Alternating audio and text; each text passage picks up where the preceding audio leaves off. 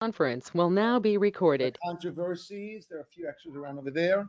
And also the IRS versus Manischewitz and how that came about. So first of all, a little bit of historical background, and I want to give credit to Jonathan Sarna, whose article I drew all the historical aspects from. Okay, at the time that Mr. Manischewitz entered the matzah business, there was tremendous flux. Most of the world's matzah was still made by hand. And it has to be completed within how many minutes? We'll see in Shulchan Aruch pretty soon. 18 minutes.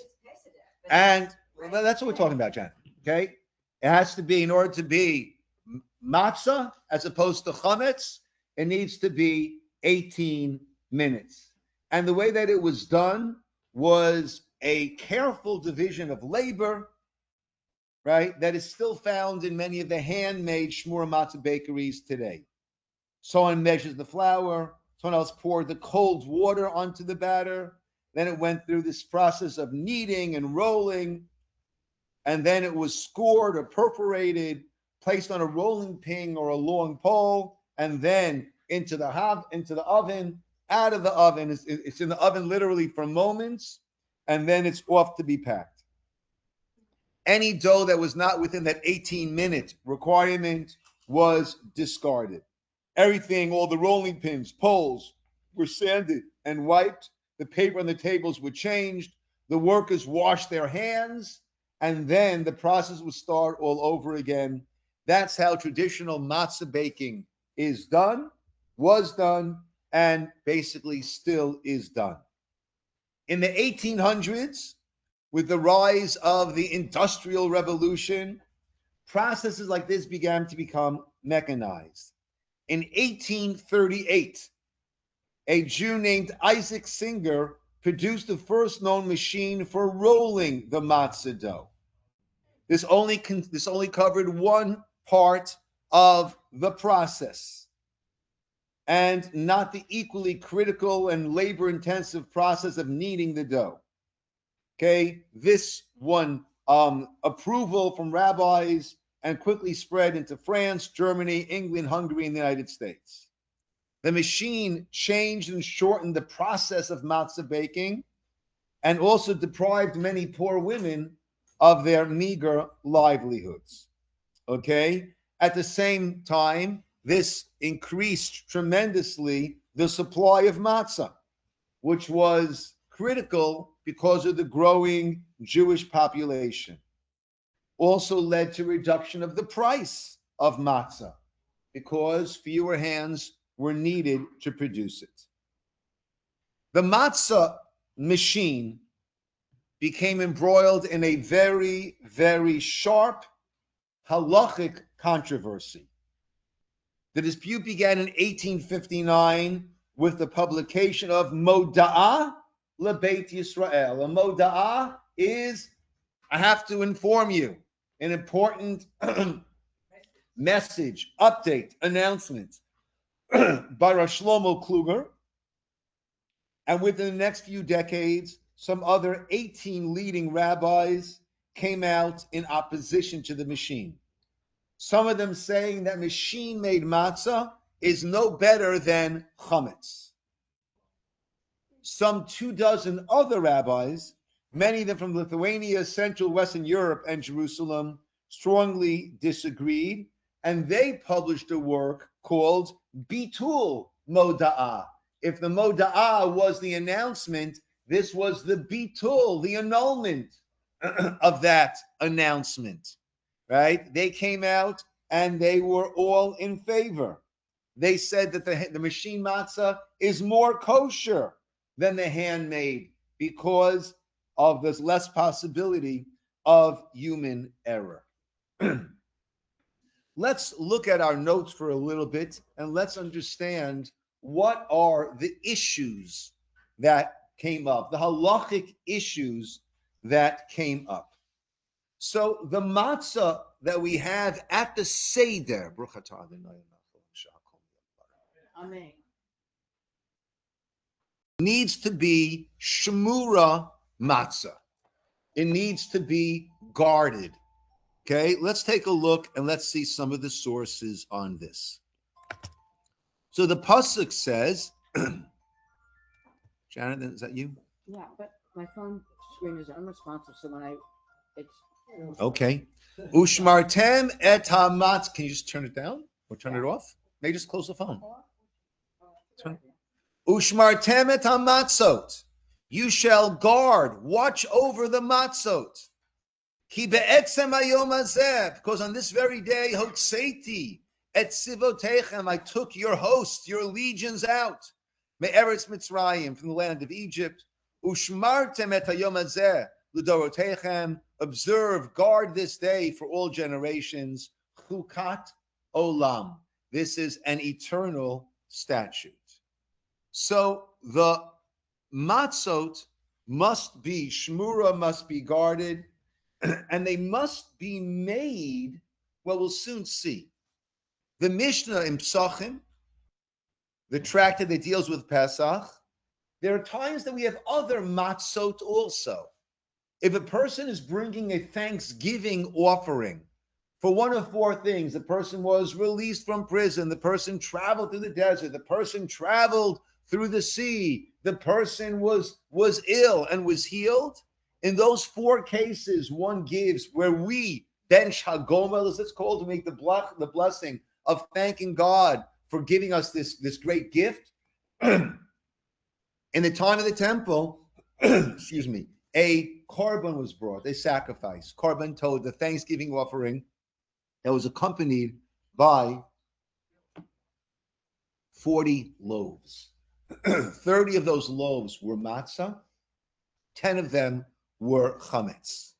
Similarly, a nazir, a person who took upon him or herself the oath of being a nazir, a Nazirite, which has certain restrictions, not cutting hair, not having any wine products, and not going to cemeteries, etc. So on the conclusion of that, the person brings rikike nazir, these matzah crackers that are part of the offering that the nazir brings. We learn in the Mishnah that if one prepared the loaves of a thanksgiving offering or a Nazirite's wafers for himself, he cannot use them for the mitzvah of matzah on Pesach. Now, keep in mind, when we talk about the mitzvah of matzah on Pesach, we're talking about at the Seder or outside of Israel, the two Seders, eating the requisite amount of matzah at the Seder. The rest of Pesach, you don't have to eat matzah. You can't eat chametz. You can't eat anything leavened, but there is no obligation to eat matzah. So we're talking about over here the obligation we're talking about at the Seder or the Seders. The Gemara asks me, immediately from where do we learn this out? The Gemara answered with our pasuk. Matz ushmartem et hamatzot, you shall guard the matzot. We need matzah hamishtameret l'shem matzah. The matzah must be guarded for the sake, with the intent of matzah. Whereas over here in these cases of the Thanksgiving offering matzot or the Nazir's matzot, there it was not guarded for the purpose of the matzah, but for the purpose of a sacrifice. Therefore, we see we need to have intent. You see the problem that's coming up? How can a machine have intent? Okay? So therefore, one of the issues that came up with these machine matzah is it going to be lishma? Is it going to be with that specific intent? How does a machine have intent? The machine doesn't work. I'm sorry? The machine doesn't work by itself. Okay, good. So on one hand, the machine can't have intent. On the other hand, the operator of the machine, right, does have intent. How about, I don't have this in English, sorry. I was just going to say, especially if it's AI, if it's controlled by AI, then maybe it has intent. That's even worse. At least let us control it, right? The problem is when AI is controlling us, That's when we're really running into trouble. The Mishnah brings on the Shulchan Aruch, on the Code of Jewish Law, he speaks about Al Yidei Eino Yehudi. Let's say the matzot are being made by a non-Jew. Okay? And he says a non-Jew should not be the one who's making these matzot. Only in Hebrew, you'll pardon me, I'll explain. Hatam, be the reason, dichtiv, as it's written in our pasuk, ushmartem et hamatzot. You have to guard these matzot, we said, for the sake of matzah. Umashmi said the shmir shatzah meshamer shlo tachmitz hitkaven. You have to have kavanah, focus, intent, l'shem matzah shel mitzvah. With the intent of the matzah of the mitzvah.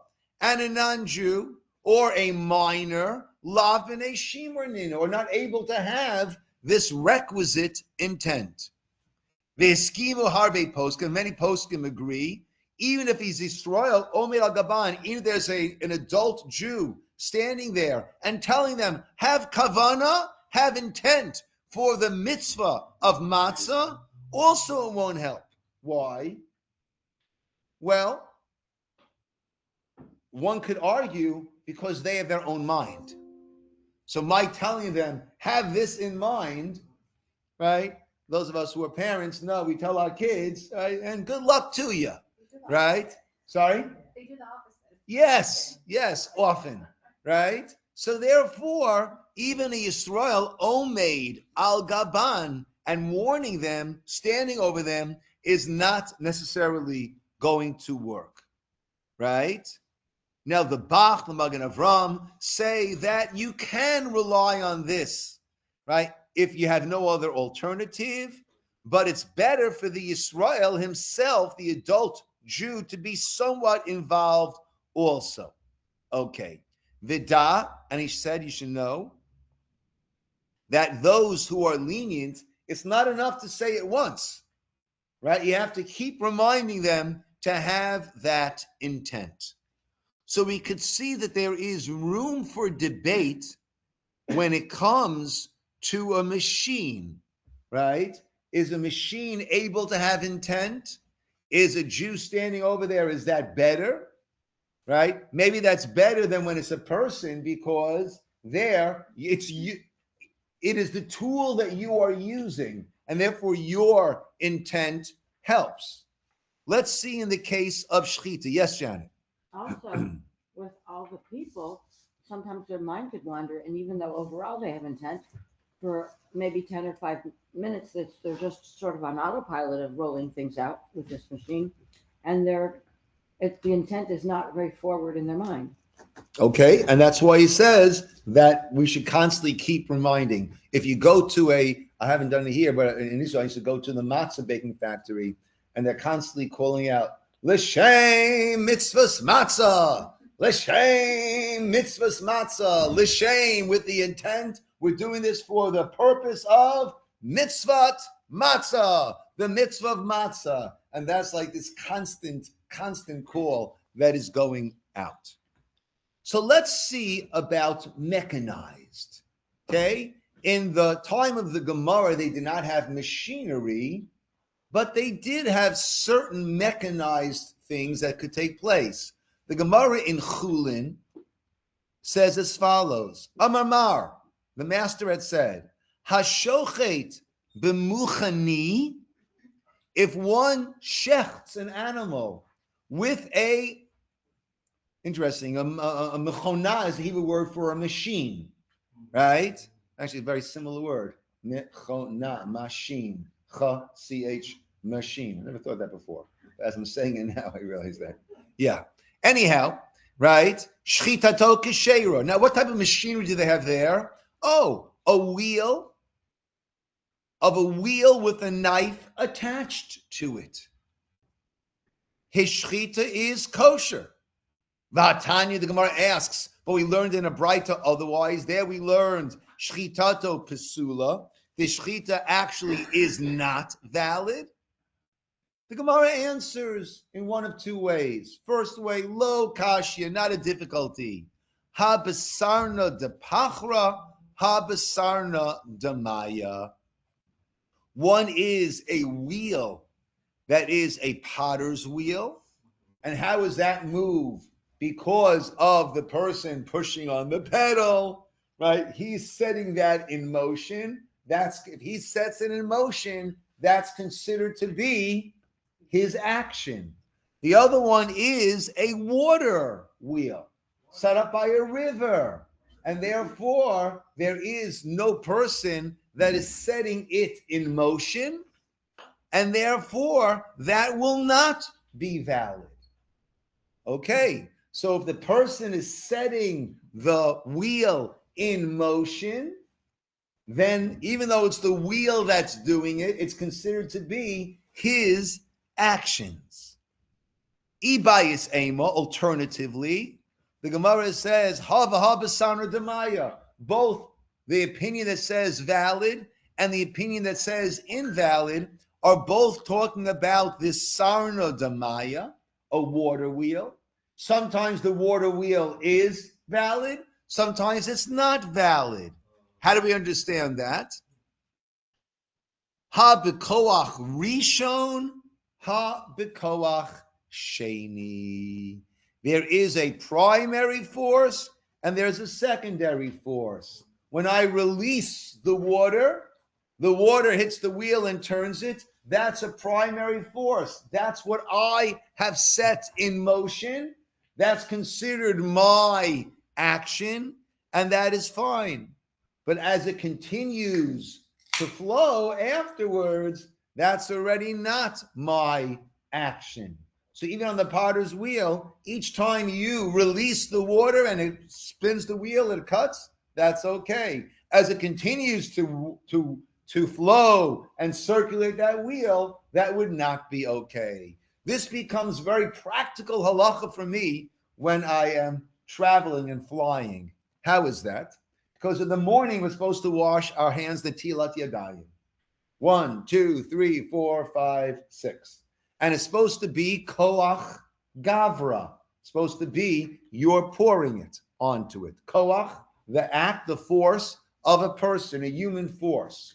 Right? Now, most airports surprisingly don't have those two-handled washing cups. Basil, I know you're taking care of it at the cemeteries. Next project is taking care of it at the airports. No, right. Okay. Right? So what does one do? If you have a cup, great, you fill it up and you do what you need to do. If you don't have a cup, and we have these sinks that are now all motion activated, so I pull up in front of two sinks. And I go like this, and the water goes on, and like that, and it goes off, on, right? Some guys think I'm a jujitsu master doing some practice warm-ups, whatever they might think. There are enough strange people in the airport that no one even looks twice at me. Yeah. I'm sorry? Yeah. You know, I could be, if people can be strange for the sake of being strange, I can be strange for the sake of doing a mitzvah. And it's just fine.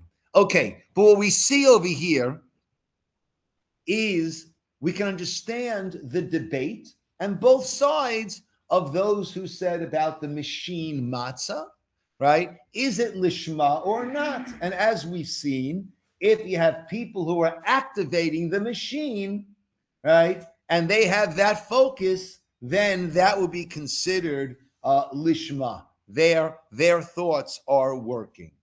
Another major issue is how scrupulous we need to be when making matzah, that it should not become chametz.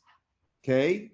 Now, as we see, continue the notes in Shulchan Aruch 459, Ein lashon, lashin, that's the second page, the second side of the page.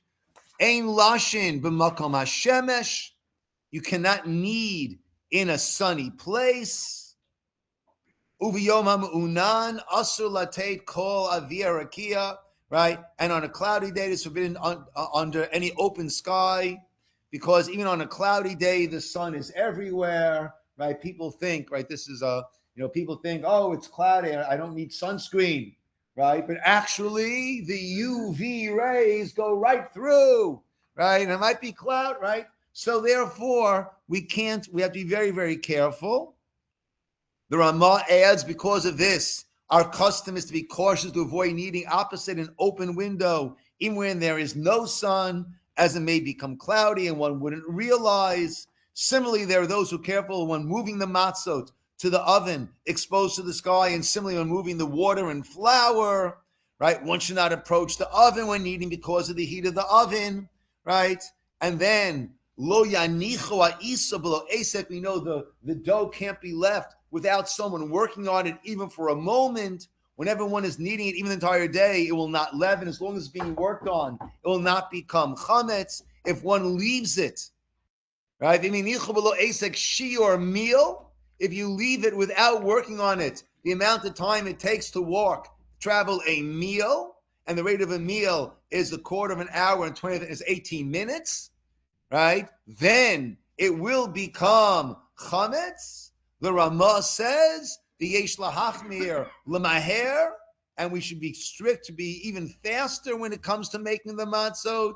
Ki yesh lachush, because we're concerned that this little pause and that little pause might all aggregate and add up and reach the 18 minutes, right? And therefore, we move it at a very, very, very quick pace, and it's busy. L'shem asas mitzvah, and they're pounding it, right, and then it cuts, right? It's wild.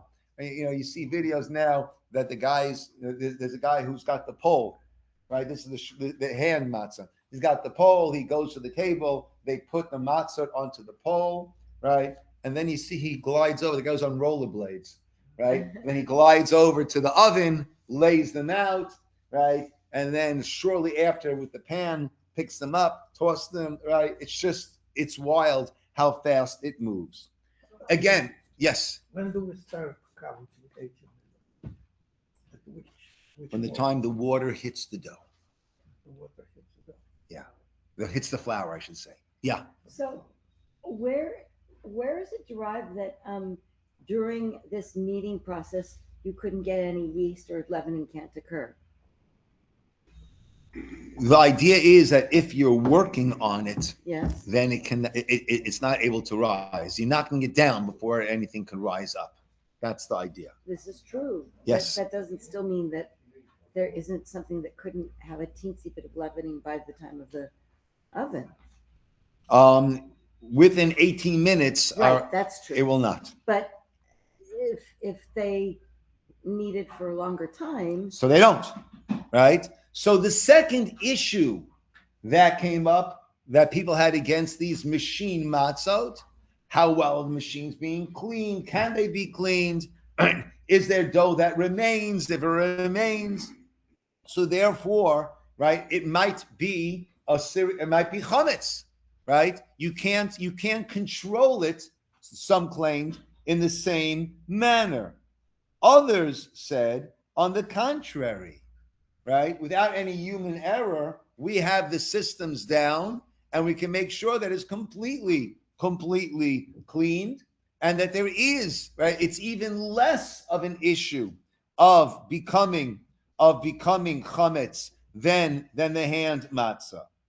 Now, there was also a social component, and this is an interesting idea that comes up, right? This was taking away the livelihood of many poor people. This was their livelihood. So does that figure into allowing machine matzot? Right? On the other hand, and most poskim said we can't rule halacha based on that. So we'll need to give more tzedakah or find other ways for people to find their employment. Also keep in mind that it might be hurting the finances of the poor people who are working, but it's helping the finances of the poor people who need to buy matzah, right? It's called lechem oni, the bread of affliction. Some joked lechem oni, it's poor man's bread. Why? Well, after you pay the price of the matzah, right, we all become poor men as a result of it, right? So on one hand, you're hurting the finances of the poor people who had that as a job and are no longer being employed. You're helping the finances of those who are now able to afford to have the matzah. As always, there are those who are afraid of any innovation. Luddites. Sorry? Luddites. You know, the British movement in when Okay, Luddites. right? There are those who are afraid of any innovations, and that's going to take away from who we are and the way we do things. And it says the Ger Rebbe argued supporters of the matzah machine, their long-term aim is to uproot the entire Torah, right? To reform, to issue reforms into our religion. Keep in mind, this is a time where there was a budding but strong reform movement. So people were very, very cautious about what to allow. Okay. Now let's move our way towards understanding what led up to the IRS versus Manischewitz. Yes. Rabbi? Okay. So the matzot today, if you're getting them in the box, right, those are all machine matzah. If you're getting them in, right, if you're getting the shmura, those are all hand matzah. And for the Seder, you need to have shmura matzah. You don't need to have hand shmura matzah. You need to have shmura matzah. All hand matzah is shmura. Not all machine matzah is non-shmura. Certain boxes are shmura, a little more expensive, a little more goes into it. Others are non-shmura. The very inexpensive boxes are non-shmura. So for the Seder, one needs to have shmura matzah, either the hand, which is always shmura, or those boxes that say on it, the machine boxes that say shmura matzah. And in the world today, machine matzah is accepted by everyone. There are those who I have the hand matzah for my seders, and I buy enough that I try to make hamotzi for each of the Yom Tov meals on 2 shmura matzahs. If we do, we do. If we run out, then whatever the case is. But for this, but the matzahs today are the boxes that you have the nice. We'll see in a minute, right? The changes that came about through all of this. Yes, Steve. When you look at this in hindsight, do you view it as these Gedolei HaTorah got it wrong, or do you view it as they were right for their time? How do you reconcile the fact that these great people made an opinion that history seems not to have ratified? So, it's interesting. Let me give another example that might shed some light on this. The Vilna Gaon was tremendously against the Hasidic movement. Tremendously against a misnaged, tremendously against this budding Hasidic movement, and he was afraid that it would turn Judaism into a bunch where scholarship would no longer count, right? And his Talmud, Rav Chaim Volozhin bemoans, you can go to these Hasidic Batei Medrash, there's not one complete set of Shas. They have all these Hasidic Sfarim, Hasidic books, but not the Talmud, right? You don't have that. And he was dead set against it, right? Nowadays, Hasidim certainly are a main part of the Jewish Orthodox world, right? So one can argue that he was wrong, or the argument that I align with more is it was the opposition that made sure that movement did not fly out of orbit and become its own entity. And you walk into any Hasidic Beit Midrash today, you have bookcases filled with Hasidic books, and you have Shas, and you have the Rishonim and the Acharonim, you have Shulchan Aruch, right? It has everything that a Litvish-based Medrash would have. In addition, it will have all of these Hasidic and works. you're saying that it didn't have to go that way, so that he might have influenced how that developed. Made sure it did not spiral out of control, right? And it could be very well be over here also that one can make the argument that the opposition made sure that it was being done scrupulously in a halachic manner, and that also it was not this innovation that was going to lead to all these different reforms and innovation, right, in the Jewish world. Yeah. So it was a necessary voice. I like that answer. Perhaps. Those are all possibilities. Now let's come to Manischewitz. He kept the process going with all of these many innovations that he kept coming. By 1903, he was using 3 different machines as part of the matzah making process. One partially kneaded the dough, one that rolled it, one that stretched, perforated, cut it. A separate electric fan kept the premises cool. Later, he introduced a gas-fired matzah baking oven, a conveyor belt that made it possible to automate the whole process of the matzah baking. The dough was placed on one end, and it slowly moved through the oven chambers, emerging as evenly baked, identically shaped matzah on the other end. That's how we have these exact matzah. And the picture on the email that I sent out was to that. Jacob, who succeeded, Manischewitz, who succeeded his father as president, right? He had more than 50 patents, including an electric eye that counted the number of matzahs in a box at a rate of 600 a minute, right? Innovation in packaging, matzahs machines, right? Introduced in 1920, which could produce 1.25 million matzah every day. That's a lot of matzah. This was a revolution in the matzah business, right? Characterized by 3 major transformations.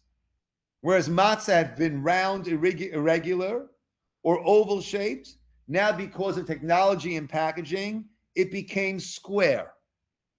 Though in 1942, there was special V-shaped matzot as part of the V for Victory movement during World War II. That's a nice little bit of useless information, but it can impress someone. That would be Always good to have some of those. to get a Pesach matzah, Yeah. matzah with V. Yeah. I think that's cool. Okay. Secondly, whereas each matzah was unique and distinctive in terms of shape, texture, and overall appearance, no 2 were identical, as is the case with shmura matzah to this day. Every matzah came out in the box, came out looking, feeling, and tasting the same. Finally, where matzah had been a local product in every Jewish community, now it became a national and international product. The company needed to confront popular resistance that was there against substituting these newfangled machine-made square matzah with the long familiar Passover product. Okay? And the company needed to confront the rabbinic resistance among some rabbis to this machine-made matzah. So they would advertise. In the Anglo-Jewish newspapers, they said the matzah was superior to all the competition. It was a temple of kashrut, a palace of cleanliness, a gigantic structure of steel and glass, overflowing with light, air, and sunshine, making it seem like really corporate to that group of customers. In Hebrew and Yiddish, they said it's the most kosher matzot in the world. And they would put out ads in religious journals about how scrupulous they were in the matzah making process. And this was attested by the Agudat HaRabbanim, a large rabbinic organization. As early as 1903, Manischewitz announced its bakery was open to all rabbis seeking truth and righteousness. And they could come and watch our process, see how it's done, and that way they could see the truth with their own eyes, and they could be at ease with the process.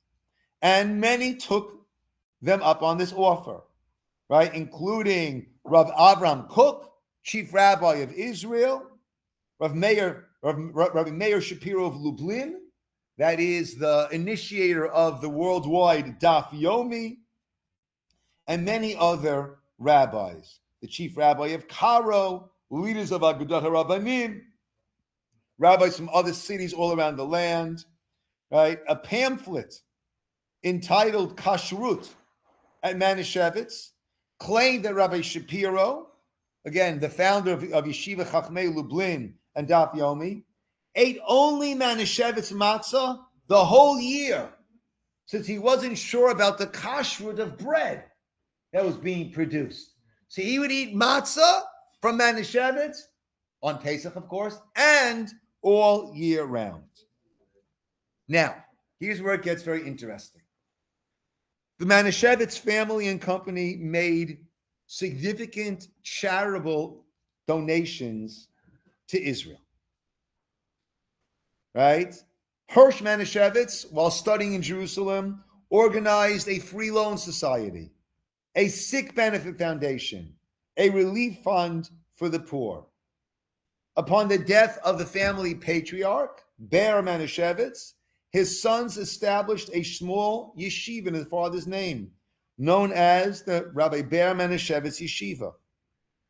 Yeshiva graduates teach as rabbis in what was then Palestine, Europe, and South America.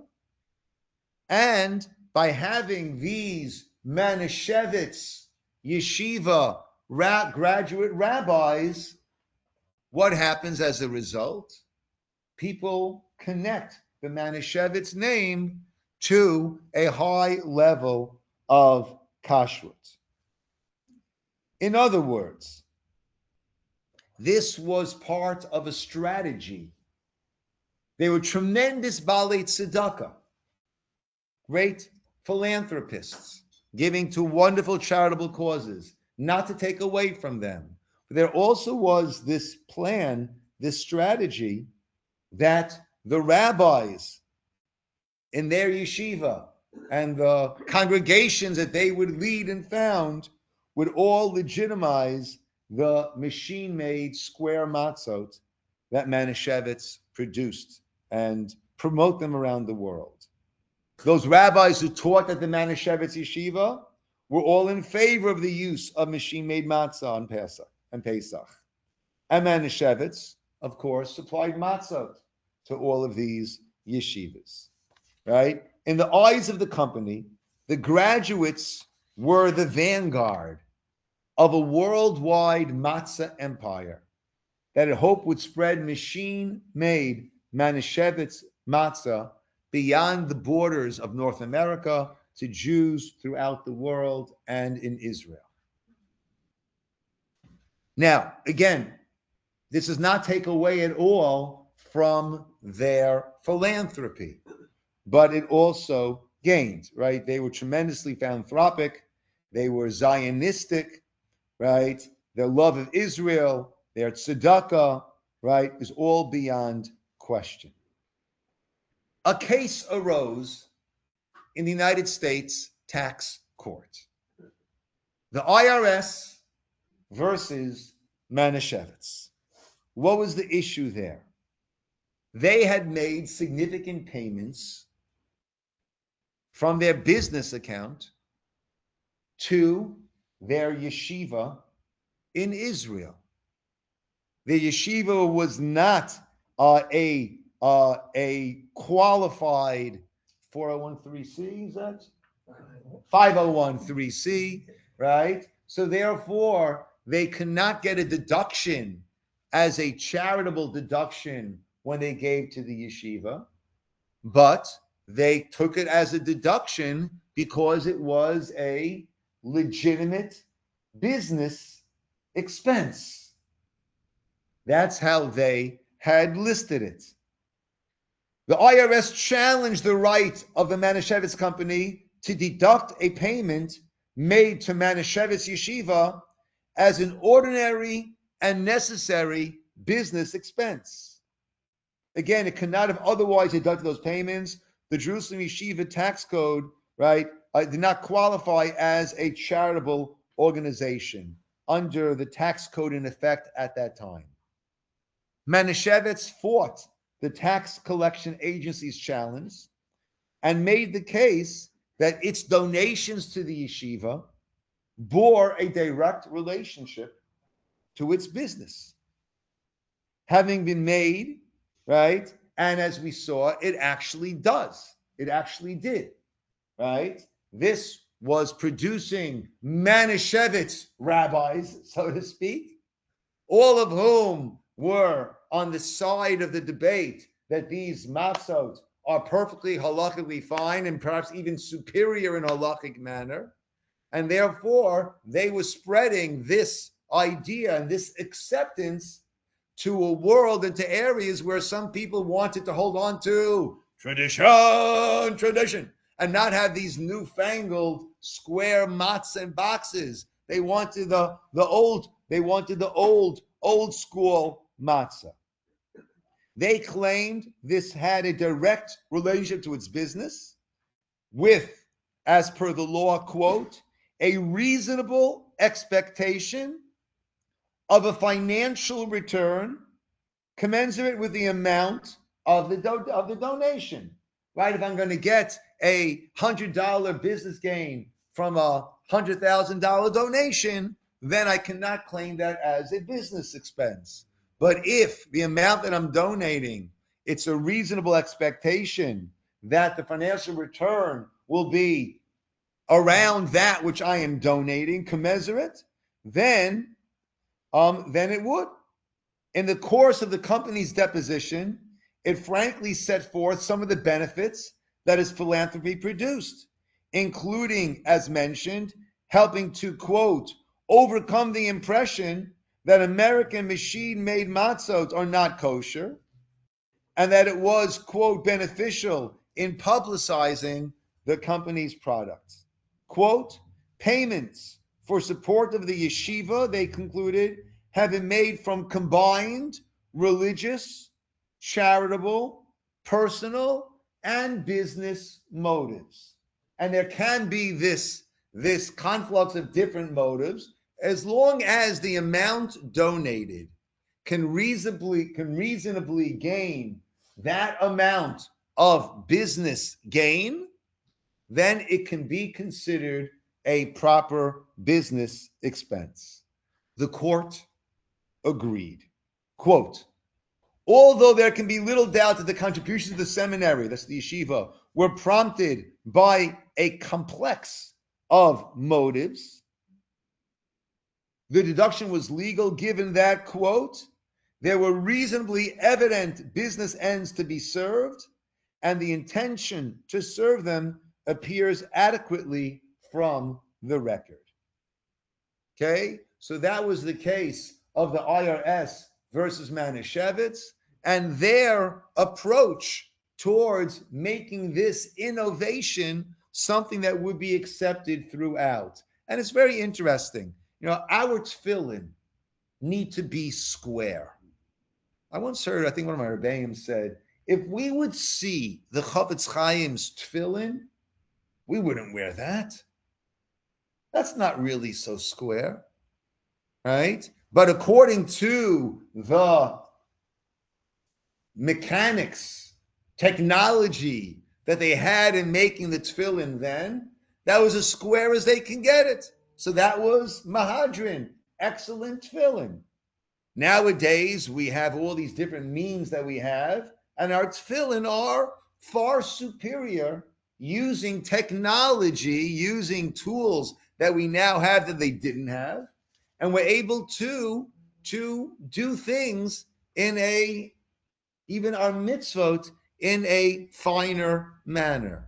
So really, the goal, and it's important that, you know, orthodoxy is not stuck in the past.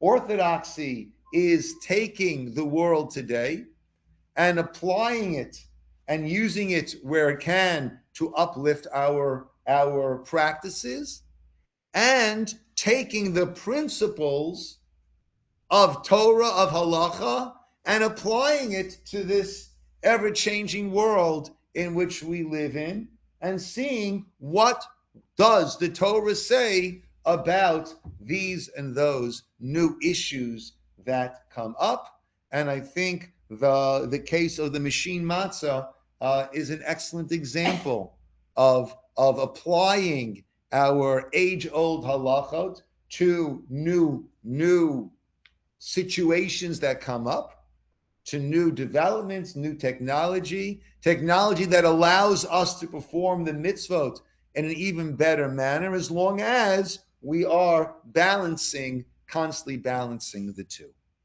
Rabbi?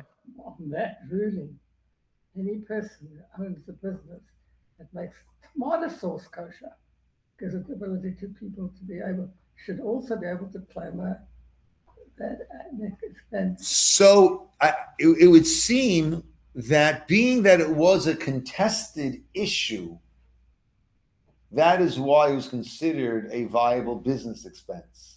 Something that's not going to be that's not a contested issue. So if I'm just donating to the yeshiva and giving them tomato sauce, I don't think that would work. No, but Right? But if it's a contested issue. If I have to buy machines to be able to make the tomato sauce kosher. Sure. If I'm buying the machinery, and I want to serve the kosher market.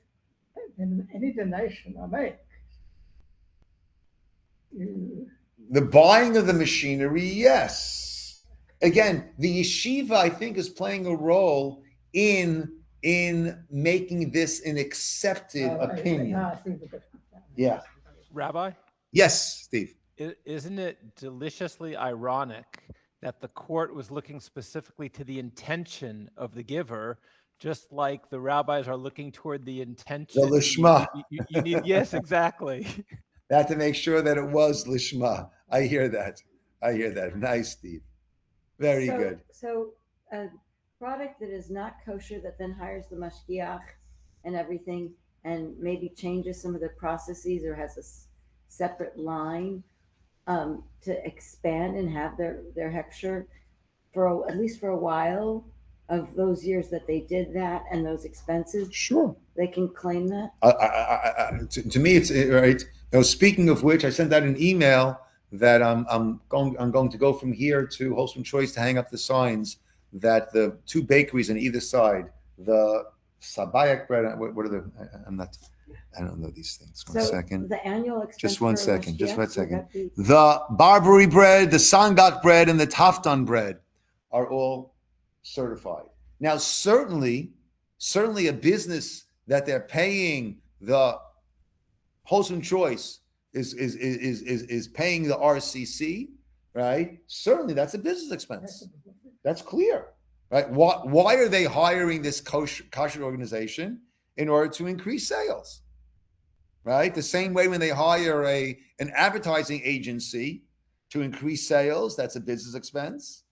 Yeah. So, but that's forecasted. So would they then have to show that approximately the salary of the mashgiach was equal to the additional amount of bread they sold? I don't know if they have to prove that, and there needs to be a reasonable expectation. Okay. And I will tell you that if they feel that it's not, then they're not going to renew it. Okay. Right? In other words, If they don't sell enough. Yeah. They're not going to So renew we it. better all go by. Yeah.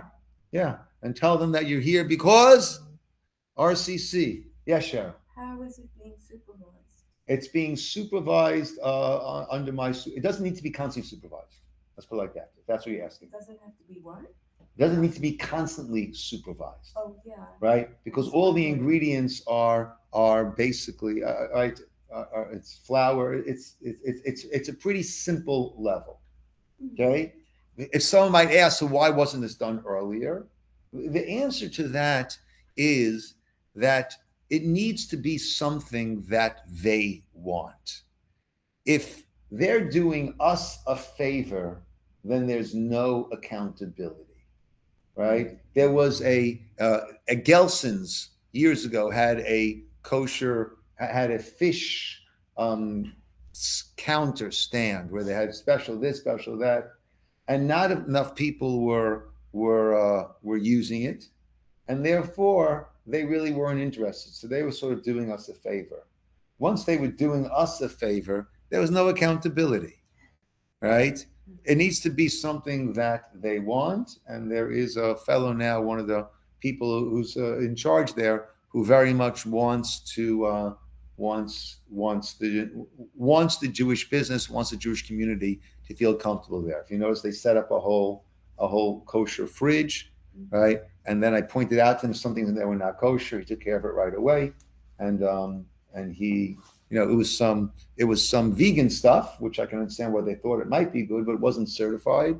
So they've taken it out, and they've been very, very, very friendly, very accommodating. You mean the So- refrigerated case on the end? At the end of one of the That's aisles, it. yeah, so it's Because kosher. it says kosher? Yeah. And there was a lot of meat in it that wasn't kosher also. I don't know if there was. I'm not sure. I did see Talking that. about Gerson or about Wholesome choice. Yeah, but I spoke to them, and every once in a while I check when I'm there, make sure that that's being kept properly. Well, Yes, Leah. I wonder, did they have to make some changes in order to be certified? There were certain things that needed to be done. It's not past Yisroel. We're not able to turn on the ovens, right? If it was, we were hoping that there was a pilot, and we turned off the gas and everything like that, right? But there was no pilot, right? If there was a pilot, then I could have turned on the pilot, and then it would have been past Yisroel. It would have all been me, right? At first, there was a thought that they keep the ovens on overnight, and therefore, if I turn it on and they keep it on overnight, then it's all me, right? But actually, I went there 6:00 this week one morning, and the ovens were off. So Pas Yisrael, it's not, but it What is Pas Yisrael in the Greek? cooked by an Israelite. Oh, I see.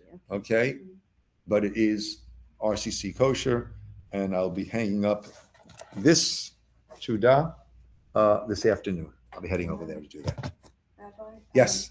They used to have a nice selection of kosher wine, which they don't have any kosher wine. Aha.